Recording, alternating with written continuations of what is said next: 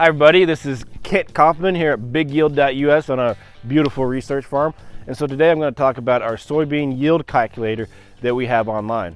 And so soybean yield is a lot harder to estimate than corn yield. Corn yield, you can get really close, pulling ears and counting kernels and going from there. Soybean, there's a lot more variance there. But if you're just trying to get an idea of what you might have going on, then the soybean yield calculator is great for that. What we use the soybean yield calculator for is we use it to kind of, evaluate what we have going on this year so we can get an idea of what treatments are kind of working out before we do harvest. If we can match the yield calculations we have with our NDVI imagery from our drones to measure chlorophyll health and things like that. And so that way we kind of adjust mid-season. If you just go to BigYield.us, scroll down a little bit, on the right hand side you will see our soybean yield calculator.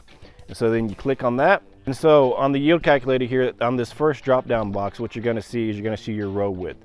And so on the row width, you pick whatever rows you have. Here on the research farm, we use 30-inch rows, and so that's what I'm going to select here. As you'll see, the number of plants that you count, the length of the row you count varies depending on row width you picked. And so for 30-inch rows, you're going to go down 17.5 feet.